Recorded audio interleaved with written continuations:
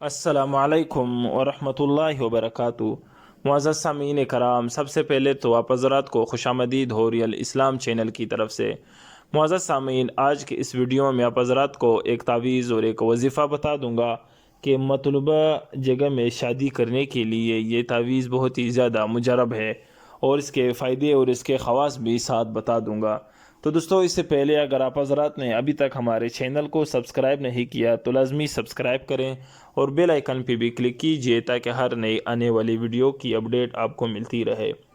تو دوستو، جس لڑکی کے ساتھ یا جس گھر میں یا جس خاندان میں آپ کسی کے ساتھ شادی کرنا چاہتے ہو، اسی طرح مطلب کوئی لڑکی کسی لڑکے کے ساتھ شادی کرنا چاہتا ہو مطلب جائز، اور اسی طرح جو ہے کوئی لڑکا کسی لڑکی کے ساتھ شادی کرنا چاہتا ہو، تو دوستو اس مندرجہ ذیل نقش کو وہ لکھ کر طالب اگر مرد ہے، مطلب لڑکا جو ہے یہ چاہتا ہے کہ میں اس لڑکی کے ساتھ شادی کروں گا، تو اپنے سیدھے بائیں بازو پر، اور اگر عورت جو ہے مطلب کسی لڑکی کے ساتھ شادی کرنا چاہتا ہے تو عورت جو ہے بائیں بازو پر باندھے، انشاءاللہ تعالی اللہ کے فضل سے جو مطلوبہ جگہ ہے شادی اس میں ہو جائے گی اللہ کے فضل اور کرم سے۔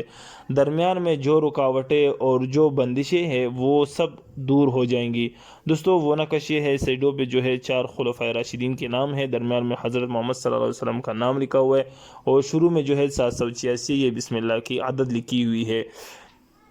تو دوستو، یہ جو نقش ہے اس میں اجازت لینے کی ضرورت نہیں، آپ حضرات خود بھی یہ لکھ سکتے ہیں اور مطلب آپ اس کا استعمال کر سکتے ہیں، لیکن اس کا استعمال وہ جائز جگہ اور جائز مقصد کے لیے ہو۔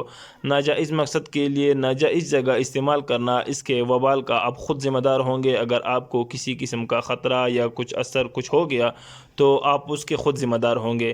اس طرح عملیات میں بہت سارے ایسے چیزیں ہوتے ہیں جس میں غلط استعمال کرنے سے اس کا خطرہ اور اس کے ذمہ دار آپ خود ٹھہرے جائیں گے۔